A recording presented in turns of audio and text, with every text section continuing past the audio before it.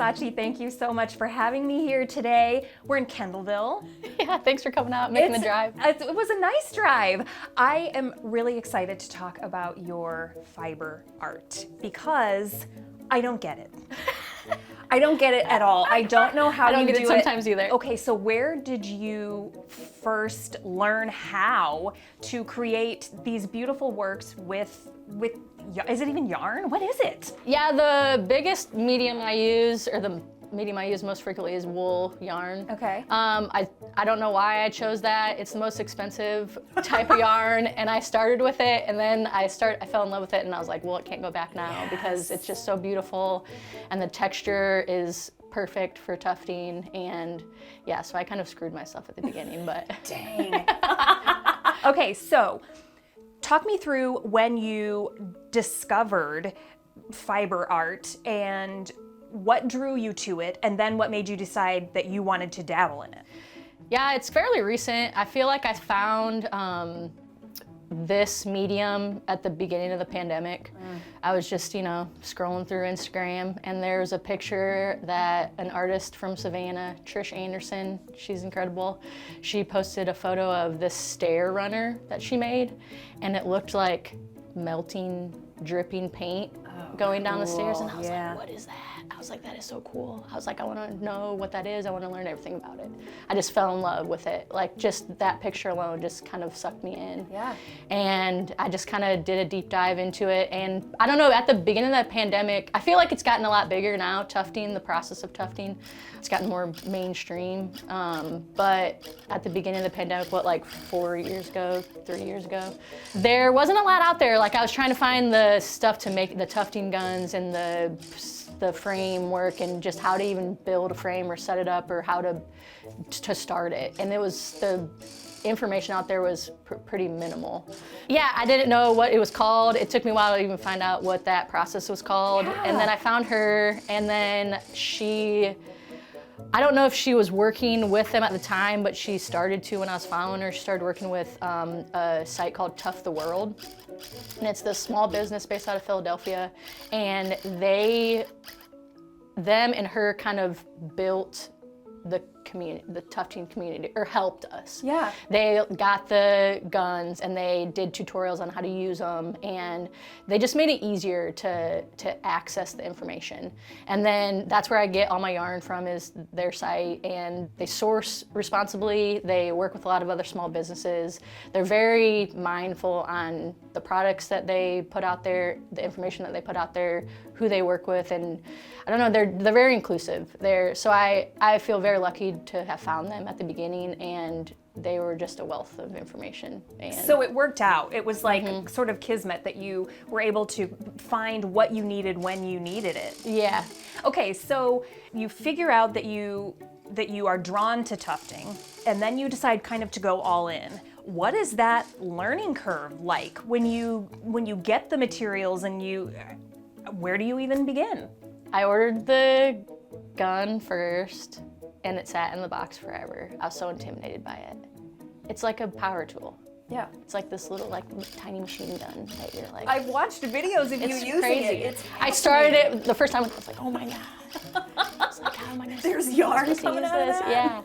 Yeah. And then I built this, the first frame I built was that one that's behind over there. Okay. And it's like fairly decent size. I don't even know why I started with that big frame, but I'm really bad at woodworking, but you have to do a lot of woodworking to like build your frames for the process. I know that was another learning curve, and Yeah.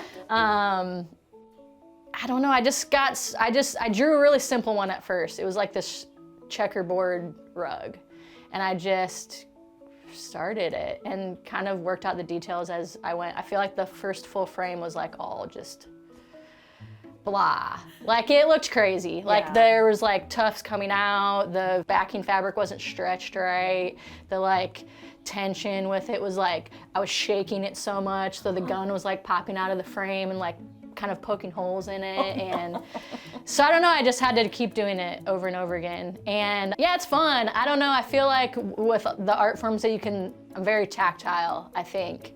And the art forms that you can touch or the art that you want to touch is like what I gravitate towards. Yeah. So it was just, I love rugs. I was like, I want rugs. I want to make my own rugs. Why not? Why can't I make my own rugs, you know?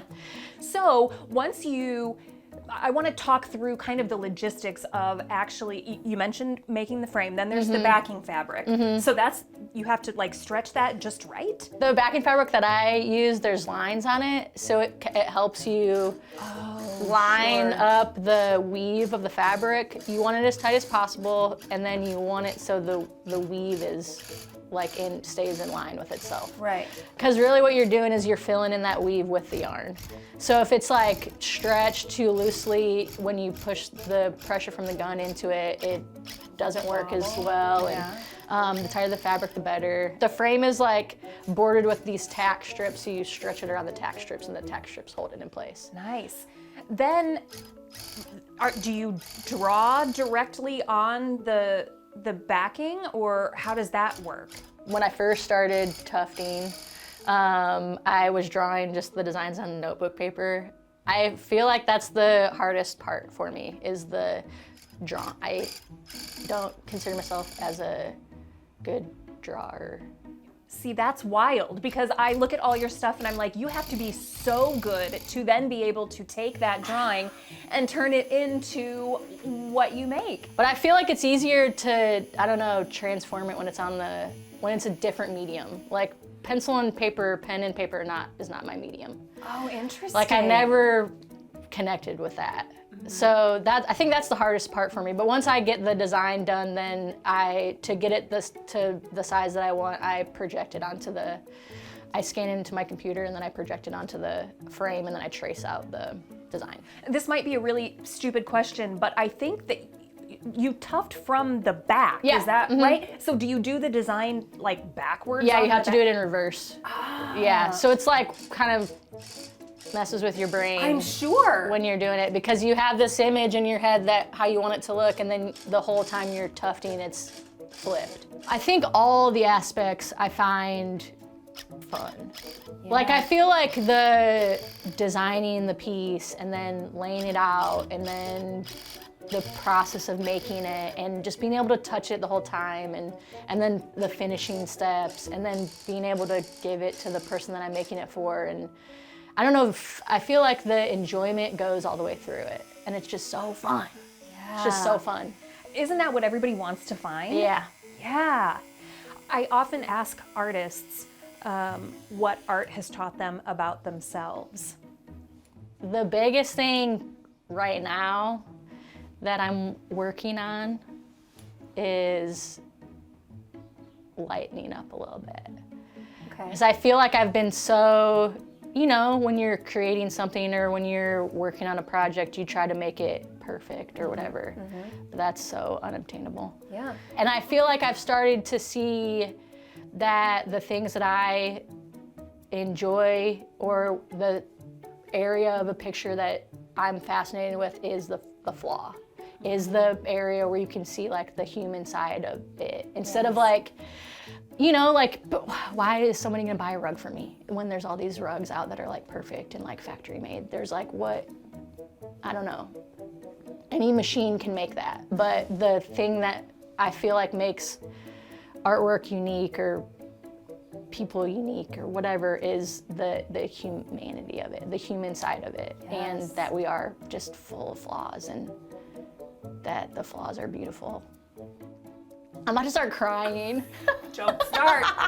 Don't start, because I swear I will. Yes, being human is so messy. So to make...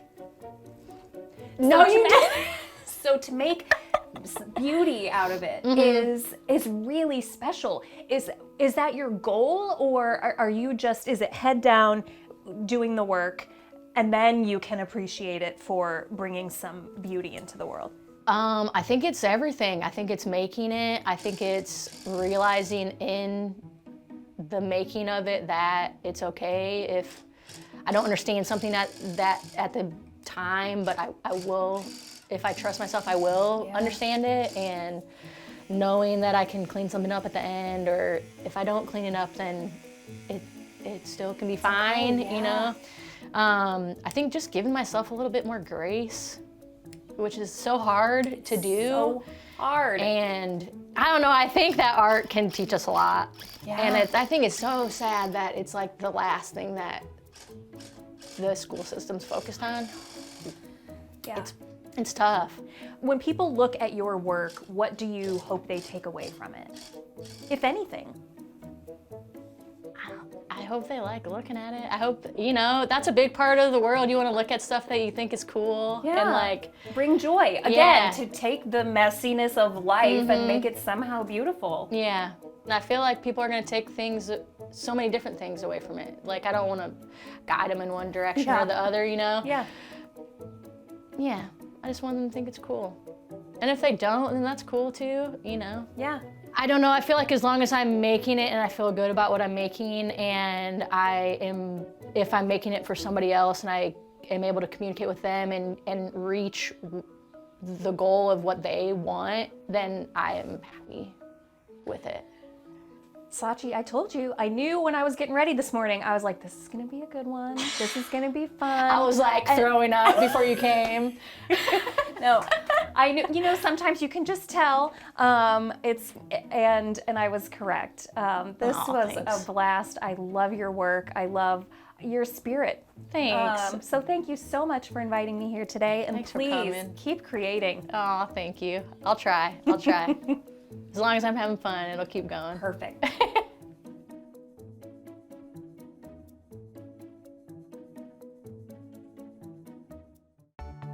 Arts in Focus on PBS Fort Wayne is funded in part by